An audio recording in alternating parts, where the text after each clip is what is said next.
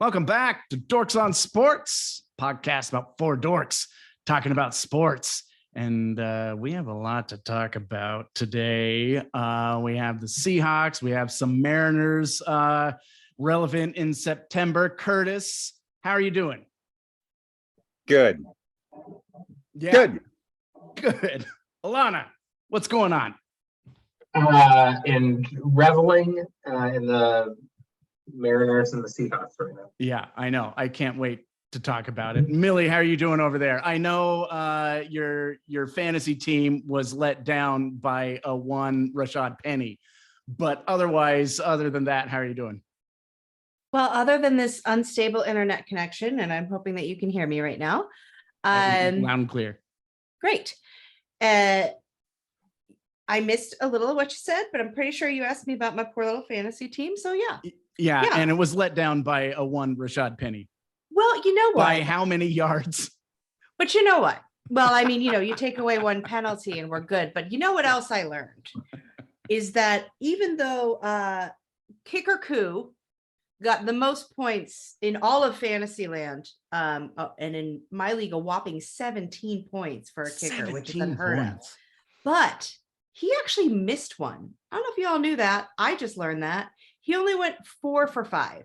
Wow. If he had not missed that kick, I win my week. All right. Penny, you're off the hook. It's true. I also am such a homer that I refuse to play Jerry Jeudy, which also would have won me the week. So the end result is it's your fault. Yeah, I did it to myself. Yeah. It's my fault. I didn't win either of my my head-to-head leagues, and I'm right in the middle in the guillotine league. So not a great start to the fantasy season, but we can only go up. Week one is weird, and there were weird games all across week one. The weirdest game was probably the Seahawks game, because that's how they roll. So the Seahawks, if there's one thing you can count on with the Seahawks, it's going to be weird. Mm-hmm. So the Seahawks, they trade Russell Wilson. Russell Wilson goes to the Broncos, and the NFL schedules a homecoming right here, week one. There's drama all off season. Who's Seahawks going to play? Is it going to be Drew Lock? Is it going to be Geno Smith? Are they going to bring in Baker Mayfield? Are they going to prop up the husk of retired Brett Favre? Nobody knows. But here, Geno Smith comes screaming in to take that starting job with little fanfare. It kind of seemed like Drew Lock lost it more than Geno won it. Neither of them really wanted to take the mantle. People are thinking Pete Carroll's crazy for believing in Geno Smith and starting him. And all Geno Smith did as a Seahawks quarterback week one versus Russell Wilson is complete 15 passes in a row and win a game 17-16 in pure Pete Carroll fashion. I don't think Pete Carroll could have scripted it better for himself than to win a game versus Russell Wilson 17-16, playing safe Pete Carroll football. Curtis. Yes. See from the game. God, I don't know how I follow up that soliloquy. I was my biggest takeaway from the game is I was tremendously happy for Geno Smith, because I thought really Geno Smith, from an efficiency standpoint, he was off the hook in the first half. I mean, he was just hitting everything. Yeah. I mean, if you're talking about Pete Carroll football, that's the stat line you want. Like, if you look at that stat in terms line, of Pete Carroll, but I also think Shane Waldron too. Like, for the first time, I really felt, when they were chucking the ball around, like I actually saw, I felt that Rams style passing attack that we were promised last year, and it never really delivered with either one of the quarterbacks. Right. They came out with formations and motion calls that we hadn't seen at all last year. Definitely didn't see in the preseason. And I really think it caught Denver off guard. Yeah, plays with against a timing. really good defense that was a top 10 defense last year. And Geno, I mean, I'm not going to anoint him the savior of the team or start saying like he's the next franchise quarterback. But from my eyes, I mean, I thought he was in total control of that offense, of that passing attack. And I'm really starting to buy into what Carroll has been saying all along, and also what Pro Football Focus had been pointing out all throughout the preseason, is that he's been making the right reads. He's been making the right calls. Receivers had been dropping balls in the preseason games that he was putting on the money. And I think we saw that on display. He came back down to earth a little bit in the second half, but the second half, he also wasn't helped by the fact that Denver was chewing up a lot of clock on a lot of long, that drives. A lot of long drives that, we were fortunate to have tremendous goal line stances on. We also had some bad penalties that were called back. There was big runs on the ground that were negated because of penalties. There was, there was the stupid bubble screen to DK. I hate those, and I wish they would just retire it from the fucking playbook. Yeah, so I feel like there were points that were probably left on the field in the second half. I mean, we could have won that game potentially 23-16 at the end, and it would have looked more impressive than it actually was. The final score looked like a typical, Pete Carroll grinded out kind of thing, but I think there was opportunities for more points to be had. I agree with that. Yeah. I think, I think Geno could have put up 250 yards. And I was a little disappointed that they didn't run it as much as I thought they would. The balance of passing versus running. That was odd to me. There was that one point in, I think, maybe the fourth quarter when we got the ball back with maybe 6 minutes left, and it was 3 passes in a row, one for a short gain, one that was sort of like a throwaway or something like that. And then maybe he got sacked on that play. And I was just kind of like, whoa, I know. And Penny where's was the grinding out the productive. clock? Penny looked good to me. He was patient, and he was getting his runs, and he broke off a couple nice ones. He looked good. And I just thought it a little odd that, if we're getting back to Pete Carroll football, we weren't running it a little more than, we had in the past. Alana, aside from the quarterbacks, what did you see from the Seahawks? Who stepped up? Who maybe wasn't reaching potential? Yeah, I think one of the main things that I loved watching was seeing Michael Jackson do really great and just be in the right place at the right time for a lot of plays. It was really exciting because knowing that he's, I think, a fourth-year guy. Fourth-year player, floating around practice squads, and this year he made it. He proved in the preseason that he was the right choice. I was also really impressed with Cody Barton, actually. He's got 11 tackles. He had some soft coverage issues against that Beck guy on Denver, as well as the running backs for some of the screenplays. But he diagnosed a couple well. He got a sack. He did really play well. He proved that he belonged in that linebacker room. I mean, his stat line looked like Bobby Wagner. Yeah, absolutely. Yeah, he had 2 tackles for loss. I mean, it was great. Yeah. So, I think the defense really stepped up. I mean, Quandre Diggs is, I think he's probably actually the best player on the team. And he should have had that pick in the end zone. He should have had that pick, but that was another thing. Yeah, that was weird. That was a weird. Yeah. Yeah. But I really wanted to touch on something that we've kind of chatted about in the past. Curtis, you mentioned that you don't want to anoint Geno the savior, and to a large degree, neither do I, because I don't want to put expectation on him, right? Like Mhm. I want him to live his life, and I want him to be embraced by Seattle football fans, which he's being embraced by. I want him to be able to navigate his world in a way that completes him. And like, I can see that happening. I mean, after the game, he was like, y'all wrote me off, but I didn't write back. And it was That like, was such a That great was line. awesome. he's coming into a place that he can exist as his own man, right? He's been either a failure or a backup for his entire career. And Curtis, I think you really shared a take from, I can't remember who it was, about how I don't know that we should be celebrating the fact that Geno started in 2014 and now he's starting in game one in 2022, because the reason for that is racism. The reason for that is that people give white quarterbacks a chance to ruin teams like Blake Bortles, like Brock Osweiler, before they will ever give a chance to a highly rated, qualified quarterback who's by all accounts an absolute film junkie. They won't give him a chance until he's proven it for a decade.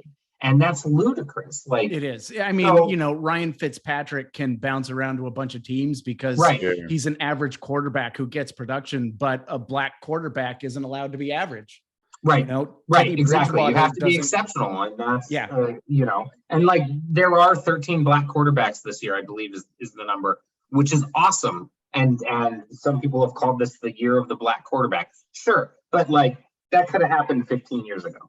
Right. Like the talent's always been there. And the reason that black men aren't allowed to play quarterback or encouraged not to play quarterback is because they're too stupid. They can't remember the playbook. That Kyler Murray thing. I know we kind of mocked the fact that you have to watch film for 4 hours every week and how stupid that was from Arizona, but that's because of racism. Like that's like, it's plain and it's cut and dry in that regard. So I just want to celebrate the fact that we have someone who is seizing an opportunity, right? Like he came in, he got the crowd to cheer for him. We've got double Genos right now that are worth screaming about. And I that's loved great. it when there were Geno chants going on Absolutely. in that stadium. And the man looked amazing when he came to the stadium. Like he was in just a perfectly tailored purple suit that just looked excellent on him. And it was an announcement that he was ready to be there, ready to take it. And when you compare it to what Russell looked like, where it looked like he took a Mariners the logo and wrapped it in cellophane as a tuxedo, and it was very shiny. It was like, what are you doing? By the way, imagine having to go home on the plane in that outfit right after you lost. That'd be a lot. Yeah. And then the last little piece is I wanted to call out our baby boy Tyler Lockett because he showed up in a Mariners jersey, and like, let's just celebrate the fact that he is engaged with his community, because that's fucking rad. Like that cross sport love and appreciation from somebody who's, I don't know where Tyler Lockett's from. I think he's from Oklahoma and he's a Thunder fan. It's a little bit sensitive here, but I mean, yeah, that's fine. Like, we don't blame the players, right? But whatever the case, like, he's supporting the Mariners, and that's great. I love it. So, he's not only engaged with his community, he's now engaged. That's right. Exactly. Yeah. Oh, really? Like our little pocket locket is all grown up. I know, my little pocket locket. He looks good. He had some nice moments. So, Millie, we're singing Geno's praises, and the offense did what it could to win that game. But DK Metcalf and Tyler Lockett, their stat lines weren't that impressive. I think we're used to Tyler Lockett and DK Metcalf having explosive stat lines when you have somebody like Russell Wilson throwing to them. Do you think that we are going to see a lot more of that with this Geno Smith-led Seahawks, or is that just a week one anomaly? I think we're going to see more of it. And I think that's okay. Geno Smith is not Russell Wilson. He's not going to throw the big bombs all the way down the field, and rely on, these incredibly talented receivers quite the same way. I don't think that that's the offense that we're building. I sure hope we get a couple of those a game, but I don't think we'll see as many of them. But I think we'll see a lot more of that sort of mid-level pass, which is what we were getting and what is very successful. What I don't want to see is anybody throwing a DK Metcalf behind the line of scrimmage. Like, why? I'm done with that. I'm ready for that to go away. That has to end. That's That's where right. Maximum yardage gain of 3 yards. That play has existed in the Seahawk playbook long before Shane Waldron. They were doing that all the way back in the Bevel era. And they were doing it with Lockett with an E. I remember it drove me crazy. They used to do it with Lockett when they had P. Rich and Baldwin on the team, and he was sort of like the third option. And it's just like, oh, let's just give it. If you want to watch DK Metcalf Bubble throw pack. off 3 defenders, you do it when he's already in motion and he's Yes. already got the momentum and he can toss them off left and right. When he's trying to scramble behind the line of scrimmage, it's not going to happen. Agreed. But I do fully expect both of those receivers to have good seasons. Are they going to have great seasons? Are they going to see the numbers they saw with Russell? Maybe not this year. But I expect decent production. And I think as these connections get more natural, the more that can grow. I think part of what we saw was really smart football on Monday, and not trying to create something that might not be there yet. But the more they're practicing and the more they get in sync, the more I would expect to see the deep ball and the big chance. And we didn't really need it. And so we didn't do it. And that's what I mean by smart football. And I wanted to say something to dovetail off something you said, Curtis, about leaving points on the field. I mean, you want to talk about leaving points on the field. What, twice at the 1 yard line? And Denver couldn't get it in, and in your phone. That was amazing, though. I mean, that was. I credit the Seahawks defense for and Al Woods right in the middle, and Quandre and Michael Jackson. That I still got to get used to that. I was reading. I was not reading. I was listening. It might have been on Bump and Stacy. A take on that and how that goal line stand might be the strength of the Seahawks, that everybody, all of those defenders were on assignment. Like nobody was missing assignment. Everybody knew exactly what to do. And if we can get them doing that for more situational football, it's going to be a scary defense. Can I throw something out there that I think is exciting? About this, as we're all saying this right now. Is it Michael Dixon? No. I love Michael Dixon. Michael Dixon is a very and we didn't see him for a long time in that game. No, and that was exciting. Yeah. What I was just going to say quickly as I'm thinking about this, Clint Hurt is a former defensive line coach. He's all about his defensive line. He's all about being stout up front. The last time the Seahawks had a defensive lineman, defensive coordinator, was Dan Quinn. Yep. I remember those defensive fronts. Yeah.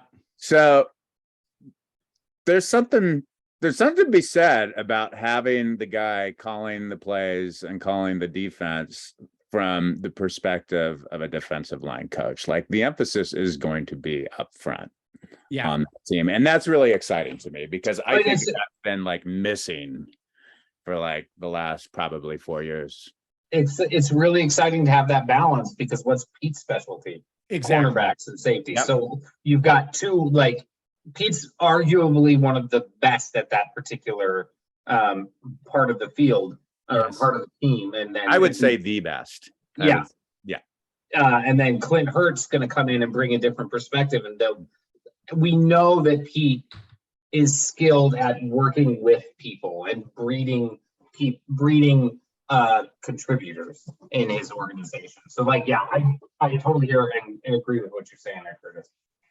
So speaking of the defense, Curtis, So, one of the big storylines this season was this new look defense, and we're going to be bringing in some Fangio looks, and we're going to be shifting, to a 3-4 front and all this stuff.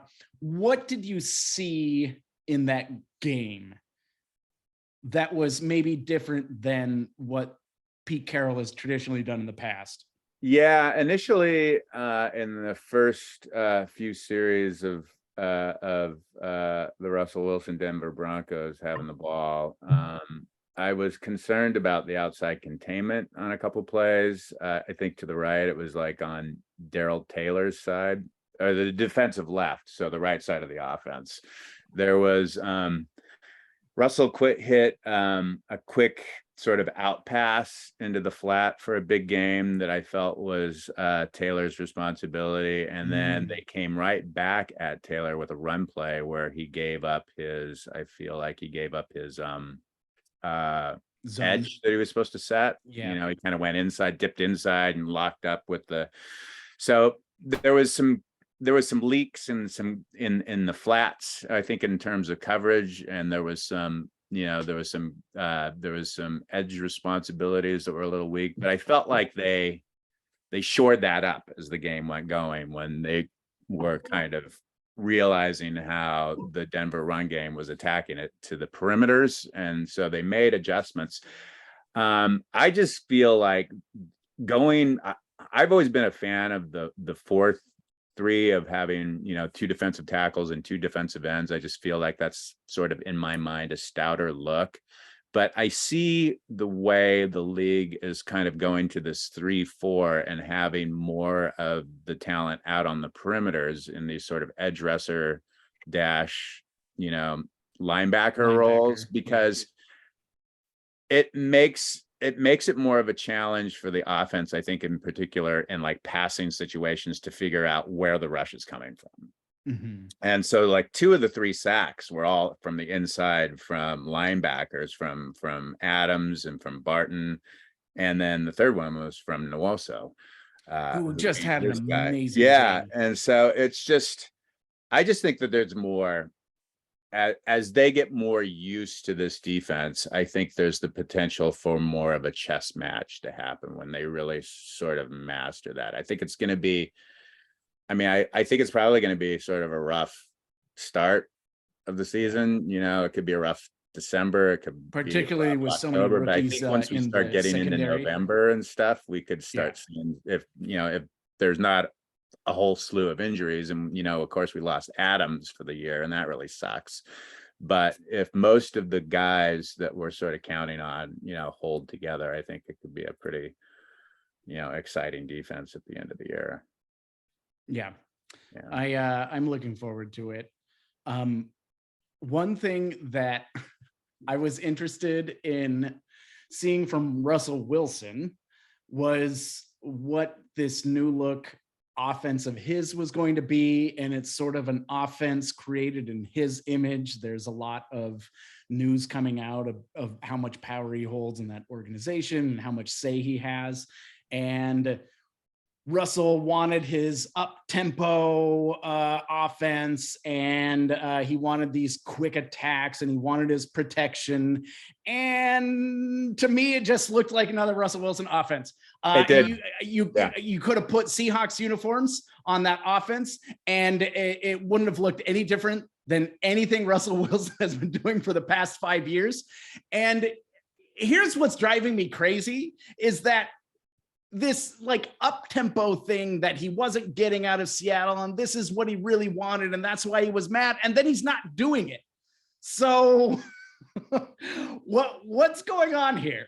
Is Russell does he thinks he knows what he wants but doesn't understand his own skill set? Like, I don't understand what is happening with him.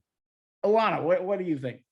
I just think he doesn't. I think that's exactly it. He doesn't understand his own skill set, and like, of course, who wouldn't want that up tempo? We saw Geno doing it, like, and so it's like Geno seemed more up tempo than he did. Absolutely, 100%. And if you look at the stats that are related to it, I think Geno was getting the ball out in like 2.4 seconds, 2.5 seconds, Yeah. And Russ was Russell like was at like 3.6 or 3.1. 3.8. Yeah. So like Russell just like the Russell offense is collapse the O-line, run around like a chicken with your head cut off, and then heave it 50 yards down the field because coverage breaks down. And like, great, like, but that's what it is. So commit to that, you know? And like, then we have this whole situation, unfortunately, where you could see the difference in philosophies between Hackett and Russell on the field in that game. And I know that Hackett came out and said, like, you know, we were going to go for the field goal if we hit the 46. And then they hit the 46. But like the discombobulation of that final 2 minutes of game clock was embarrassing. Embarrassing. It was unreal, really, watching it. And it was like also kind of reminiscent. It made me go, wait a second. All that shitty play call or clock management that we had over the last 10 years, maybe that was actually on Russell. Russell Wilson. Exactly, right? Yeah. And so like, so then they do that shit. And then the thing that got like, so I just don't think he understands his skill set and how to use it in a way that maximizes his value. And then the last thing I want to say is like, when we were watching it and they called those timeouts during victory formation, I was like, you petty fucks. That drove me crazy. You petty fucks. What are you going to do? You're going to strip the ball from him? Like, you can't win this game unless something really stupid happens. Why mathematically they couldn't win? I mean, like, I don't understand why they were burning those timeouts, because mathematically they weren't going to get anything out of it. The time was up. It was done. But he looked like a baby head coach. Like he didn't know how to manage the last 45 seconds of that game. And this like inexperience was showing. He just looked out of his depth. And if anything, I was impressed that Russell wasn't throwing a fit. Because I fully would expect him to be like, you gotta let me do this, you know? And he didn't. He respected it. And when the field goal was missed, he just was like, well, that's that, you know, and shook his head. Do you think there's a part of Russell Wilson that's like, maybe things weren't so bad with an experienced head coach? You know what? I don't think so. I don't think so either. I want to really quickly hop on one thing because it's been on my mind a lot today and I've seen a lot of conversation about it. And I am surprised by not even so much locally, but nationally, how surprised people were that he was booed. I don't get that. And I don't entirely understand the controversy. I personally, when he first comes out, I mean, it would have been nice if people had been like, thanks, Russ, but this is football. That's not sports. I don't know that I would have booed him coming out of the tunnel. But I sure as hell was going to boo him on his first drive. Like that's 100%. What you do. It's a competitive advantage. Like, and that's what we're there for. So, and I'm trying to think, like, can someone please show me an example of when, especially, you know, your big name player, especially a quarterback, came back to your city for the first game and everyone held up signs saying thanks and clapped, especially when he forced himself out. Like, why is that an expectation? And why is everyone saying that we're all assholes? Like, no. I know. I had a real treat peeking in on Colin Cowherd today. I saw that as well. I know stupid. Because he just I swear to God, like he's a conduit to Mark Rodgers and Russell Wilson. Like he just like there's some sort of freaking deal there where he's just in with that group. And he has been very anti, I think, Seattle Seahawks and Pete Carroll for the last several years. Go figure that with all the let Russ cook stuff. But him today was just priceless. He went on this long freaking monologue about how he grew up in the Pacific Northwest. And, you know, and people don't understand that up in the Pacific Northwest, the weather is terrible all year long. And people are just miserable all year long. And, you know, the Sonics left because they didn't want to be there. And A-Rod left because he didn't want to be there. And Griffey left because, and of course, the Sonics won a championship, A little in championship in the 79, late and the 70s. Huskies won a national championship, but it was Russell Wilson that won that Super Bowl in Seattle. I mean, Russell Wilson got there and brought a winning culture to Seattle. And he just did this whole long thing. So I don't get why people booed him. I don't know why they would boo him. And it was just like a long thing. Can I read a little thing? Like, you freaking idiot. You don't know anything about Seattle freaking sports. You've been so out of this market for the last 30 freaking years of your life. Anybody that knows anything about Seattle sports should know that these fans here were going to boo Russell Wilson. Yeah. Somebody you know how Packers fans think that they created fandom, and if you don't operate in the same model of fandom that they do, they're going to give you a really hard time for it. Here's an article from the game that Brett Favre came back with Minnesota, which is like the exact situation. That's what made Sunday's game so gut-wrenching. Favre didn't just leave. He went to the one team that Packers fans detested. A plane trailing retire for good banner circled Lambeau in the hours before the game, and Favre was greeted with a long, loud chorus of boos when he jogged out for the game, the last of the Vikings to take the field. Oh, he heard cheers here and there, but they were largely drowned out by whistles and boos anytime he got close to the ball. There were shirts calling him everything from traitor to Judas to drama queen. One fan carried a poster with "True legends don't wear purple" behind the Vikings bench. Someone hung a "Welcome back to the Lambeau Field" BRENT sign. It's like going to church on Sunday and now the priest says, "Everybody go home. Jesus has now sided with the devil," said Tom Fields, whose far jersey now says Judas on the back and a big red slash through the floor.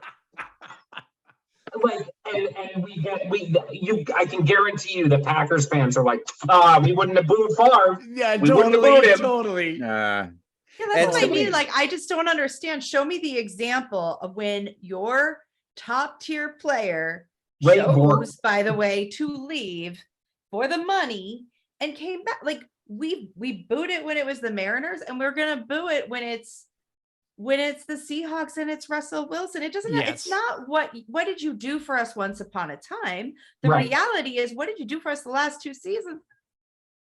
So, like, what? By the way, I just want to say, my mind. It wasn't just Seattle fans; it was his former teammates. Right. Right. Like, yeah. The Legion of Boom was on the sideline, just like eating all of it up. And their tweets today. I mean, this was not a well-loved. There were a lot of people who really loved Russell Wilson. I was not one of them, as you all know. So I guess maybe that's why I wasn't surprised. But show me the money. I want to see an example of someone coming back and everybody cheered them and had signs that said, I have one. Show it to me. It's Ray Bork, and it's because Boston Bruins fans loved him for 20 years and wanted him to win a title. So they helped arrange to get him traded to the Colorado Avalanche so that he could win a title. When he came back, it was all cheers. And then also, there's jerseys out there for the year he won the title that are half Boston Bruins, half Colorado Avalanche. I think those situations are a little different. Like the Detroit Lions fans were happy for Stafford for finally winning a championship because they knew it wasn't going to happen in Detroit. But did they cheer him when he came back for a game? Has he played there yet? Sure. I don't think he has. And that's a great example, except like you said, everybody really wanted this guy to get his title. Yeah. Totally, you know what? Totally. Russell had the chance. Like it's not like he didn't get to ever go to a Super Bowl. Yeah. And if he would just played Pete Carroll football, we could have got another one. Just saying. Yeah, you know, Russell Wilson, at the end of the day, he wanted to leave Seattle. He wanted to leave Seattle for Denver because he wanted more control. He wanted the whole entire team to be run through him. And Tyler Columbus went on, who used to play for the Seahawks and is now a host on sports radio in Denver because he played for the Denver Broncos later on. He was on sports radio here in Seattle towards the end of the last week and dropped a total bombshell in the morning saying that Nathaniel Hackett answers to Russell Wilson. Oh, that's so crazy. The whole front office answers to Russell Wilson. Russell Let's Wilson try. runs that whole entire team. That Let's is the try. reason why Russell Wilson is there. That is the deal that they made with him. Yeah. Well, and he Let's should be ride. embarrassed That they is what had- he wanted in Seattle. He wanted Carroll gone, wanted Schneider gone. He and Mark Rogers wanted to run the whole freaking program up here. And Jody Allen said, fuck that. Yeah. That's straight. And Mark Rogers, I think, is a really important name there. Like, Yeah. Like his only client is Russ. He's Exactly. a baseball agent. Yeah. Like he just wants power. Yeah. Now, as a Seahawks fan, I fundamentally believe boo his ass. We can celebrate him in 10 years when he's in the Ring of Honor, when all this fucking dust is settled. But for Totally. right now, for those reasons why he left and stuff like that, no, sorry, Russ, you get booed. Agreed. Well, Well, about Mariners now. who I'm looking forward to booing is the San Francisco 49ers, who we got next week. San Francisco 49ers, by the way, Trey Lance did not look good. He was bad. So, given what we saw out of the Seahawks Monday and what we saw out of the San Francisco 49ers on Sunday, let's do some predictions. Oh, Lana, sure. you want to kick us off? I just want to let everyone know that we did in fact do predictions before this game, and We that did. your dorks, who might be homers, but we don't always pick the Hawks. All four of us picked the Hawks to win that game. Yeah. All four of us were right. And I was the most right at 19 and 17. And what did we all pick for season record? Well, here's what's fascinating. All three of you chose 8 and 9 for the season. Alana says that we make the playoffs at 8. Because the NFC is Because the NFC is trash. Yeah, you called that part. Trash. I have less confidence. Maybe I should have gone a little higher. Dan pointed out to me, I think it was Dan, it might have been Alana, that Pete Carroll's never lost more than 7 games in a season. But I am so not confident that I went 5 and 12, and I hope I'm wrong. Yeah. I my heart really wants to say that we can go 9 or 10, but I'm going to temper it. And I think Monday's game was a strong indication that I'm right. And we got 8 wins. So what's your forecast for the Niners? For the Niners? I'm seeing another low scoring game. I'm going to give it, I'm going to say it comes to 17-14 Hawks. Lana, what do you got? Given that Trey Lance can't play football and he'll be feeling a lot of pressure in the home opener, I got a weird score of 20-12. In favor of the Hawks? Yeah, I don't think. Right. Yeah, I mean, I think that they're going to have to kick a lot. I mean, to be fair to the Niners, which fuck it, but they played in a fucking monsoon on a field that was not to deal with it. So like, it's really hard to get a good read on who they are. Yeah. Other than Trey Lance sucks. Or isn't ready. One of those things. I shouldn't say sucks, but he's definitely not NFL ready. Yeah. Yeah. And I think it's he's got Jimmy G just breathing down his back. Mistake bordering on irresponsible to have him starting in only his second year in the NFL. He has no experience. Curtis, what say you?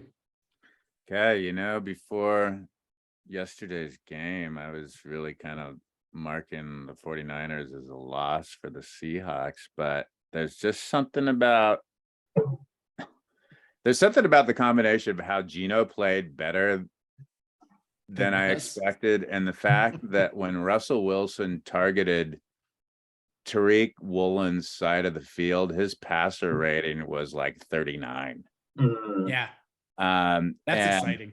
That's a top 10 quarterback in the league who had like shitty stats going that way. So yeah, I'm a believer in Woolen and Michael Jackson, actually. And so I think that I I think I'm going to turn my expectations. I think the Seahawks are going to win this one, and I'm going to say, I'm going to say probably 23-17. All right. Yeah. So like it. I am struggling because I always say that, we have we're the kryptonite for the Niners, That's right. and the Rams are ours.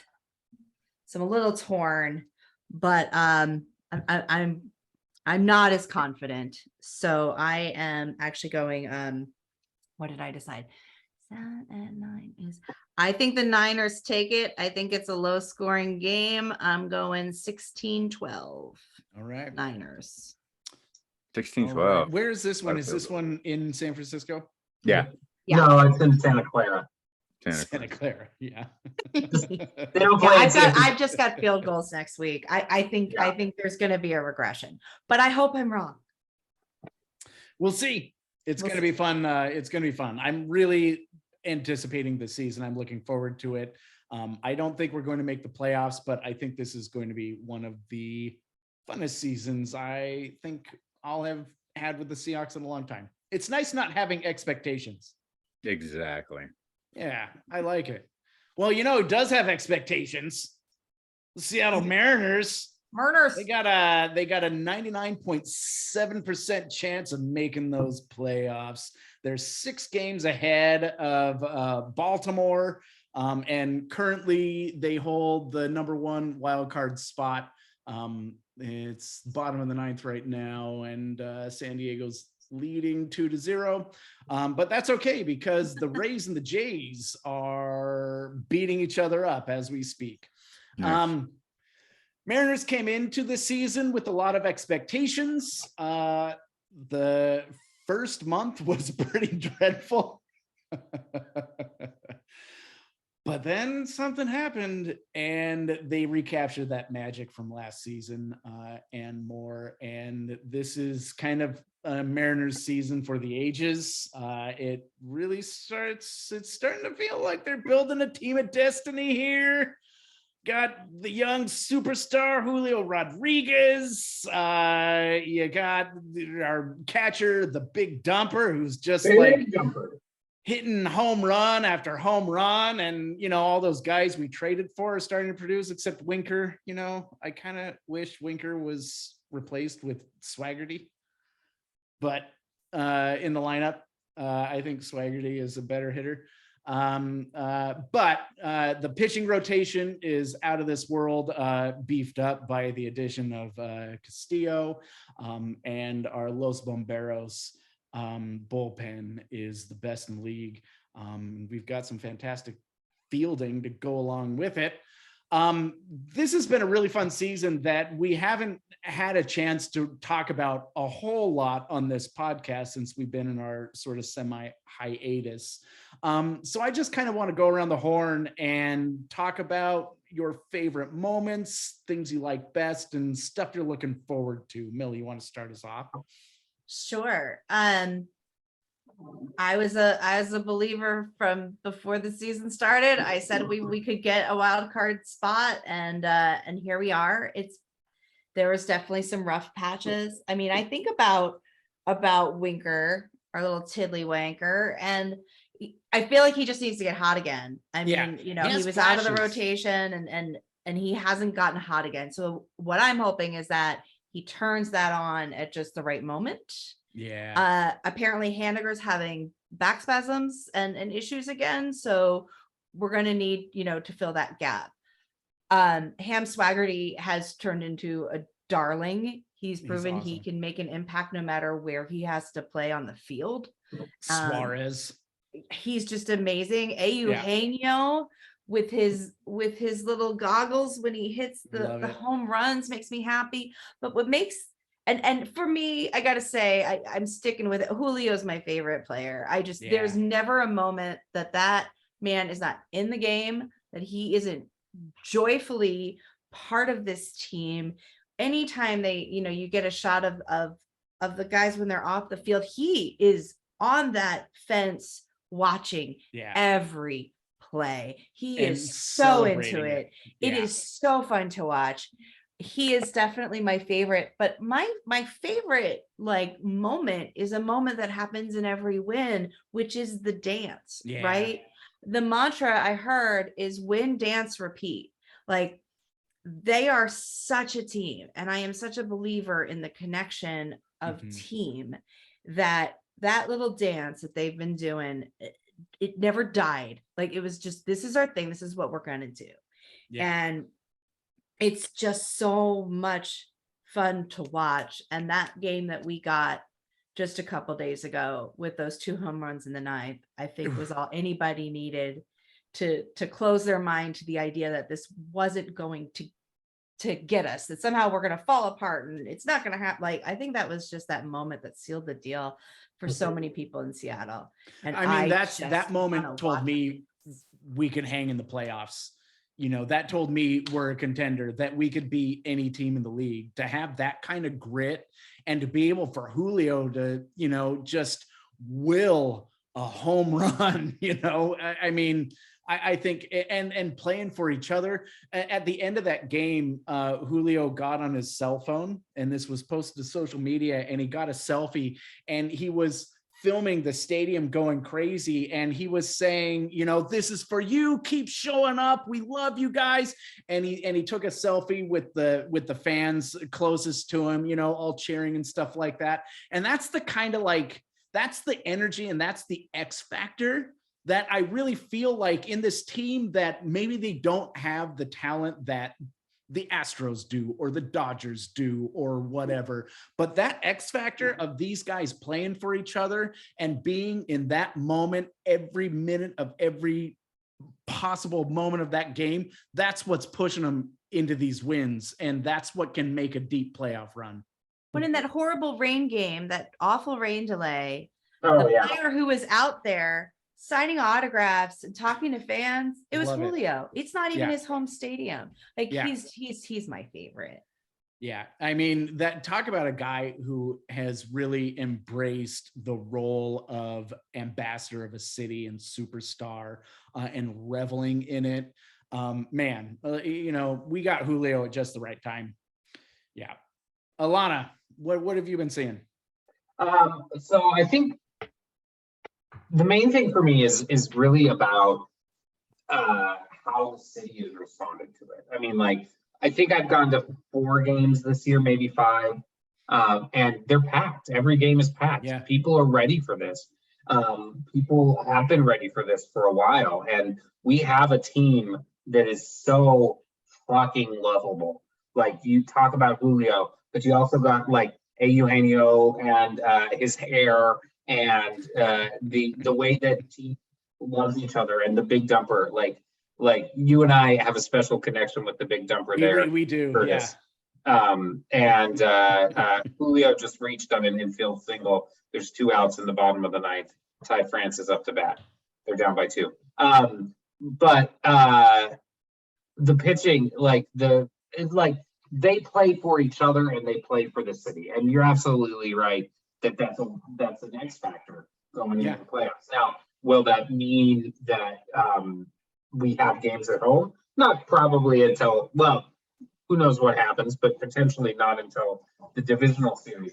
The one thing I want to be cautious of is that expectation, right? Like, could they go to the World Series? Yeah.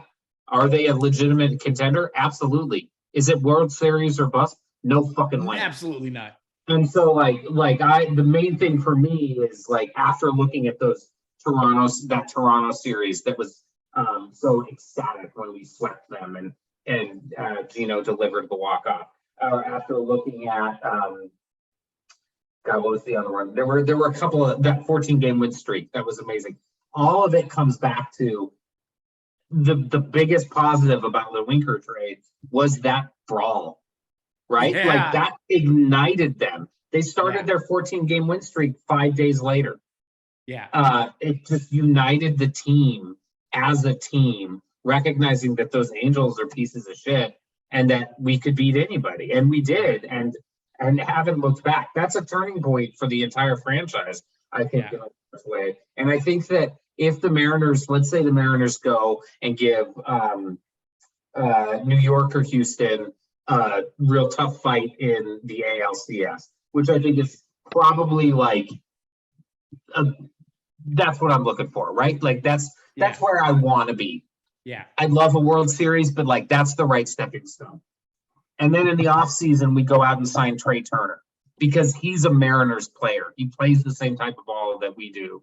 And I think we could bring him in, and then either he or JP could go to second, and then boom, we've got a fucking lineup.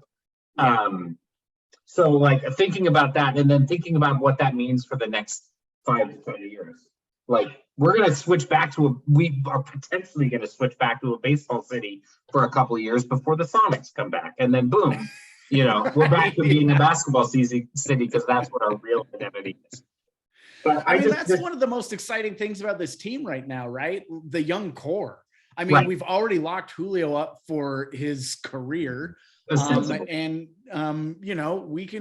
have Cal Raleigh, and there's Mitch Haniger, and there's just the pitchers, Kirby, who has been pitching out of his mind. Logan Kirby's Gilbert. an ace. Kirby's the number one. He's absolutely. I mean, if you're talking like a 3-game playoff series, who are you starting? I'd say Castillo, Kirby, Logan. Yeah. And that's not to say that Robbie Ray is a bad pitcher. That's just how loaded we are. You know what I mean? That pitching and home runs, which Mariners are very good at, that's a recipe for playoff wins. Good vibes only. Good vibes only. Curtis, what have been some of your favorite moments, favorite players? The brawl was definitely my favorite moment. I'm not that I'm into Donnie Brooks, but I guess it was sort of like the it's really kind of the "Are you mad, bro?" kind of moment for the team, where they just said like, yeah, you know what, we're not scared of anybody. And we don't care you got Trout and and that fancy pitcher from Japan. We're gonna kick your fucking ass.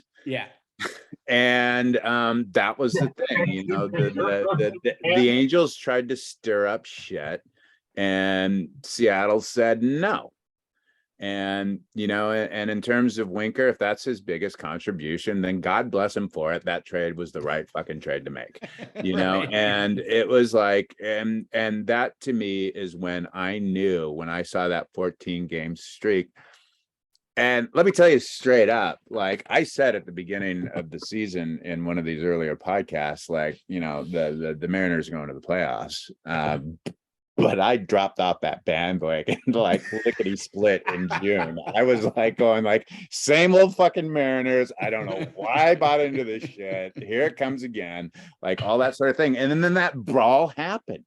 That streak happened. And I was going to go like, holy fuck, this team is honestly going to do it. And, by the time we got into the end of July, going into August, I was kind of like, you know what?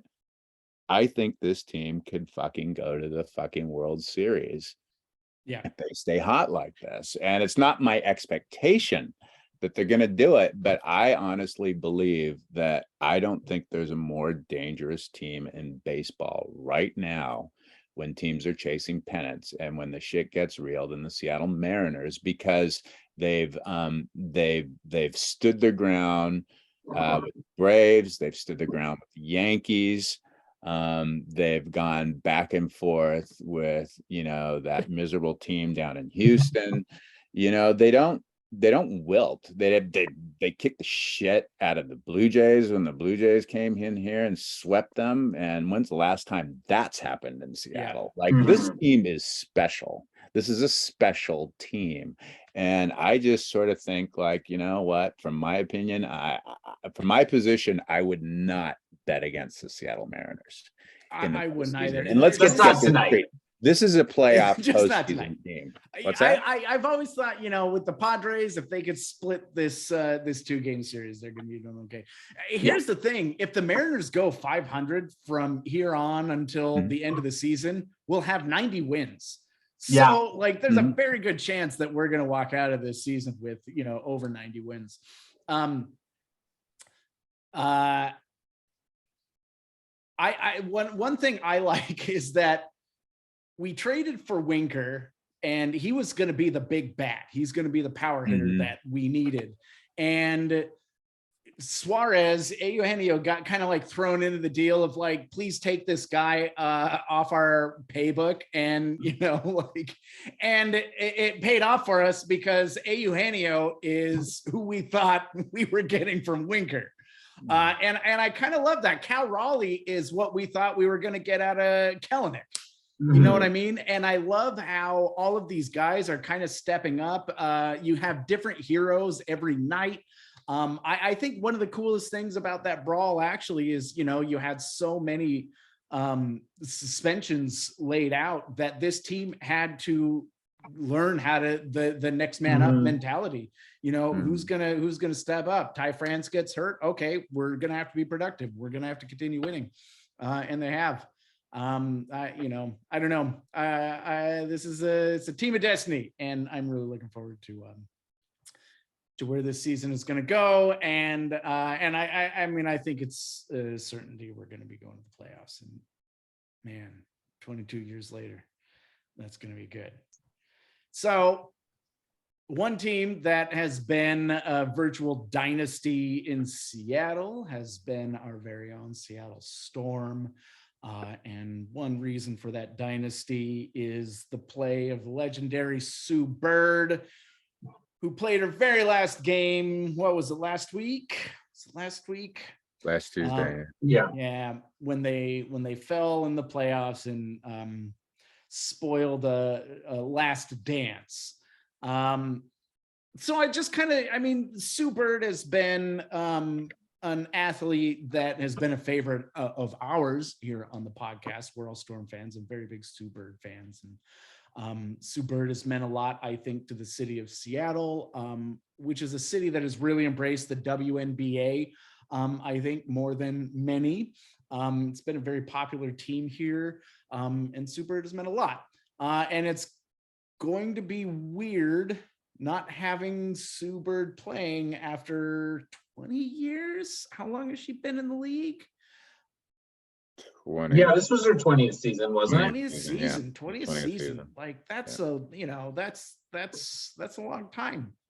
And so I just wanted to, quickly just talk about Sue Bird and what she meant to you and what she meant to this city, and give our thanks for all the memories. I mean, the Seattle Storm are the winningest team in Seattle sports history. And Sue Bird is a lot to do with that. So I think why don't we start with you? I think one thing, the thing I want to highlight, because I know that Curtis has a lot of things to say about her playing career, but just Sue Bird, the advocate, and Sue Bird, the personality, in terms of like how she carried herself on the court and off the court and as a representative of Seattle. She is part of a generation of female athletes who, when they came into the league, were not really allowed to be open about their sexuality. And over the course of time, took those brave steps to make sure that they could be. And so as we know, Sue Bird is in a relationship with married to Megan Rapinoe. And I know that once they're both done with their careers, they are looking and exploring potentially having kids, which fuck yeah. Talk about and they power live, couple. I know. And they live in Ballard. And if you're lucky and happen to be out and drunk one night, you might run into them, as has happened to me.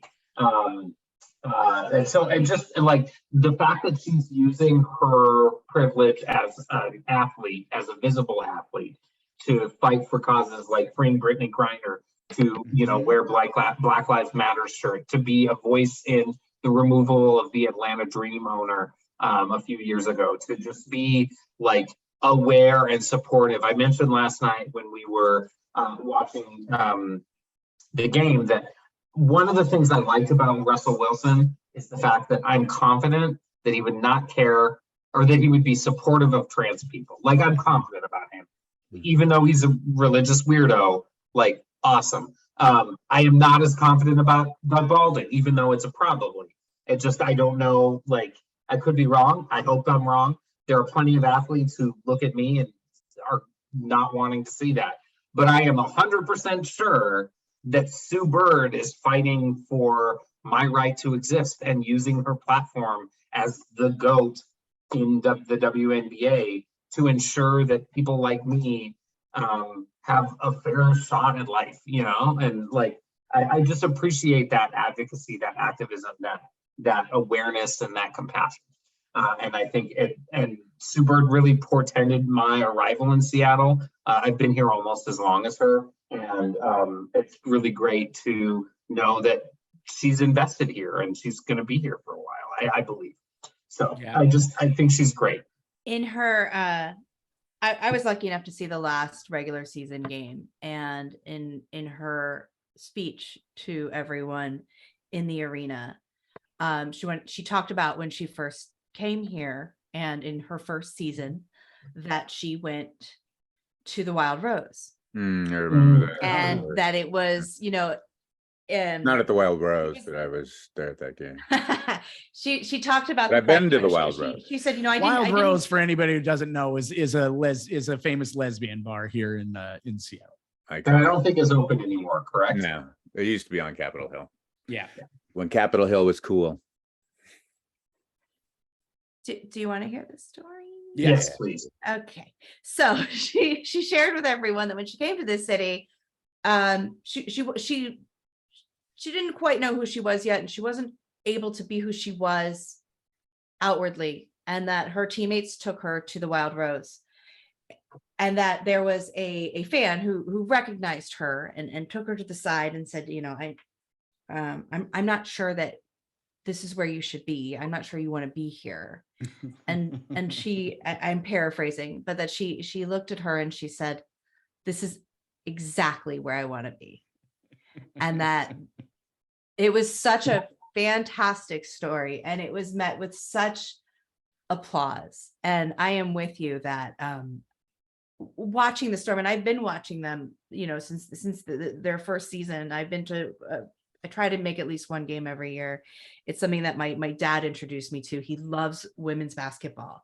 Whereas I don't like the NBA, as you all know, he showed it to me and I loved it because you do see so much more of the team sport and the strategy, and it's just a beautiful game to watch. And so I have a lot of emotion tied up with this team, and saying goodbye to Sue Bird was emotional, and there wasn't a dry eye in the house, because not only did she bring us these championships and been a supporter of our city and been an ally and out and proud, and I'm with you, she's not going anywhere, and what she's going to do with her life is important, and she wants to take us all with her, and it's just being under her umbrella just feels good. And that's a really neat thing to have in an athlete, to have them on a pedestal, and it's okay. I adore Sue Bird, and I'm sad that era has come to an end. I am too. And when I think about a superstar and somebody who's going to be the ambassador of a city, and transcends just what they're doing on the court or in the field or whatever, Sue Bird is that kind of person, and I can see the dichotomy in that versus somebody like Stewie, who can be that person, right? She plays that well and she carries the team, but doesn't want it, and that's fine for her. But that's the difference, is that somebody like Sue Bird, who can really step up and take charge of that role and inspire people with it, that I think, transcends her from more than her production on the court. I think she's really great. Curtis.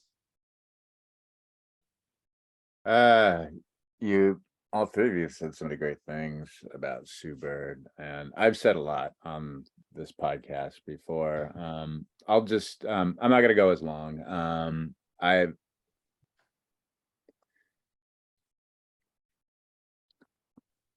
I've loved a lot of athletes in this town. When I was a kid, it started with Steve Largent. because Steve Largent was sort of like this kind of small, not super fast, but he was like this phenomenal route runner. And he was this underdog. And when the Seahawks started winning in the early 80s with him, I got super attached to that team. Griffey is my age and came into superstardom when I was before the age of 21. And Sean Kemp did too. And I thought they were pretty special. In the 90s, I loved Cortez Kennedy. He was this big plugger in the middle of that defense on a lousy team that didn't have a decent quarterback for a decade, and he fought through. And when Holmgren got here, he finally got to experience the playoffs after 10 years of losing in Seattle. And it was a rough decade being a Seahawks fan in the 90s.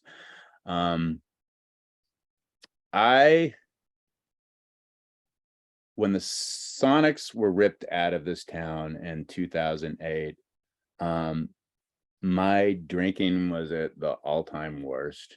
At that just as a sports fan and somebody who grew up watching that team from like the third grade on, that was just such a gut punch to me emotionally that I basically said fuck you to the NBA.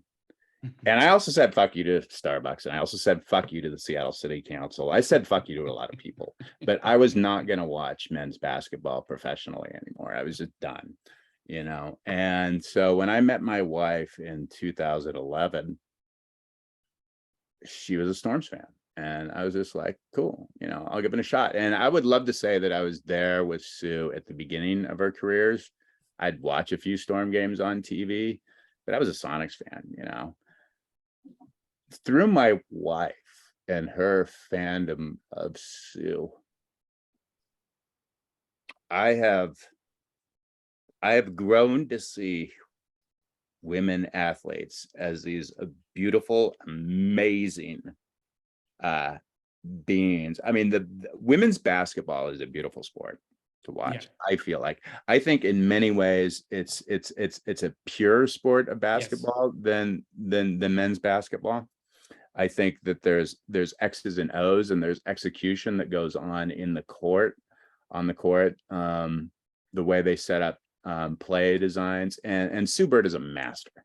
I mean, she is Tom Brady in that league. Like, she sees things in a sixth sense of how on these no-look feeds, on these way to distribute, on just the flow of the game, because she played it so long and she played it at a high level. And, you know, she won 4 titles here, but there was lean years, and and I was there, you know, with my wife for like a few of these years between, you know, their second title and their third title. And, you know, she was injured a lot. The team wasn't very built up around her. And, you know, I don't want to make this about, like, you know, contrast to Russell Wilson and everything like that. But one of the things that's been so hard for me to deal with Russell Wilson and his decision to leave Seattle is watching Sue Bird got through lean years to get back to the point to which she could contend for back-to-back championships, you know. And I'll just say it. I have never seen a better point guard in my life. And I've watched every single I've watched a ton of Gary Payton. I've watched a ton of John Stockton. Those guys were tremendous. Sue Bird was a freaking wizard on the court as a point guard and a distributor and a scorer. And she was a badass. I mean, she freaking played through a game 4 in 2018 against a vicious Mercury team that had, you know, Griner and Taurasi on that team, and they broke her fucking face, and she wore a mask, and she just rose, you know. And yeah, I mean, I've seen, I mean, that game that I saw, you know, that they didn't end up winning last Tuesday was a great game to watch. But I just, to me, I will, she is without a doubt my favorite sports figure in Seattle. I just think she's tremendous. And I'm so appreciative that she opened my eyes to women's basketball. I think it's a growing sport. I hope it continues to grow. I hope that WNBA players make more money than they're making right now. I hope that it's marketed better. I hope it gets more attention. I hope the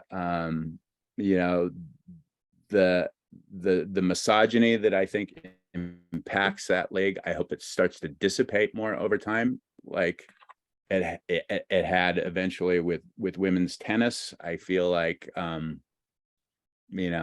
just forever grateful that she was here in Seattle. I think it's fucking cool. I think she should have a statue for right in front of 100%. Pledge. 100%. No, they need to erect one for her.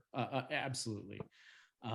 Yeah, she belongs on the Seattle superstar Mount Rushmore unequivocally, and she will be missed. So thank you, Super, for everything you did, and we're gonna miss you. You want to hop into some Dorkin? Maybe some short Dorkin. Yeah. Dorkin. Is that going to be? Yeah, that'll be a new category for us. Short Yeah, Dorkin. just name the thing and move on. Because it's 10 o'clock. And we're all. Yeah. I'm pretty tired. Millie, short dork for us. Here's my short dork, and I don't know, Alana might want to jump in on my short dork, which, well, that's weird. Nope, never mind. My short dork is the resort. Real quick, what I'm going to say about it is just, first of all, it's on Peacock, and so you got to go find it. It is not what you think it is. It is. You think it's about a couple on vacation and maybe a little bit of adventure, and it is just so much more than that. And there are just poignant moments that had me in tears, and the relationship between the husband and wife is just believable and poignant, and the layers in which things are revealed. We even have to deal a little bit with what I'm going to call time travel, but isn't really time travel. All these little layers to it. It's just brilliant storytelling and amazing acting, and the visuals are fantastic. I can't recommend The Resort enough. All right, Curtis, short dork for us. Short dorking. The movie Prey on Hulu blew me away. I have not seen every Predator sequel. I was a huge fan of the first Predator movie in the 80s. I think it's one of the best action films I've ever seen. And I like this one better. They're two very, very different films in many ways. I don't think it's fair to compare the two. But space monster coming down in outer space, and hunting indigenous people down in like the early 1800s, and a young indigenous woman figuring out a way to kick his fucking ass is an amazing, beautiful thing to watch. And the cinematography of the film is really pretty too. And yeah, I just think it was a fun watch. I like it. Alana, short dork. The Resort is my number 2 show of the year, behind The Bear. So far, I've loved it. It's magical realism. It's based on Borges. It's wonderful. But really, the other one that I wanted to highlight, since Millie already did, is A League of Their Own on Prime. It is beautiful. It is very queer. It is. There is so much sexual chemistry and tension between Abby Jacobson and Darcy Carden. It's like, what? It's wonderful. The baseball is fine. Like, there's some obvious CGI, but I don't care, because the story is really about these women that came together and discovered themselves as a result of being a part of this league. And there is an episode that is simultaneously joyous, thrilling, choral singing, amazing, like awesome, they're at a queer gay bar, like Rosie O'Donnell's there, like just wonderful, and then devastating and heart-wrenching immediately after that. And it's like the perfect thing. By the end of the series, I was in a puddle of tears, because the thing that can make me cry the most is when the opponents or one team helps the other team win, like in a specific, like there's an old softball video, a girl who like blows out her knee rounding first base, and because the rule is you can't touch someone on your own team traveling the bases, two players from the other team carried her around and helped her score, and they do their own version of that in a league of their own, and it's just like, it's like tears puddle mess nonsense. Great, I loved it. I have to. I keep meaning to watch that one. I have three things. I'm short dorking. I just finished the latest season of What We Do in the Shadows, and I was very surprised. That show is so dumb in like the best way possible. And the last episode of the last season got me verklempt a little bit. Like all of a sudden, Sunrise, sunset. Yeah, I know. They just threw out a little emotion at me that I wasn't expecting, and I really appreciated it for it. They earned it. I have been slowly watching the newest season of Reservation Dogs, and I've been taking my time because I'm just in love with this season and I don't want it to end. And so every time I turn it on and I want to watch the next episode, I go, but if I watch it, it's just like I'm just closer to this, not being able to watch this show again. I love it, and that's one of my biggest recommendations for everybody. Watch Reservation Dogs on Hulu. Is just excellent, and they really take this new season to a new level. And then lastly, tonight after we stop recording this podcast, I'm gonna dig into the new season of Cobra Kai. Yeah, it's a good show. It's one of my guilty pleasures. I think they hit all the notes that they want to, and it delivers. And I'm looking forward to it.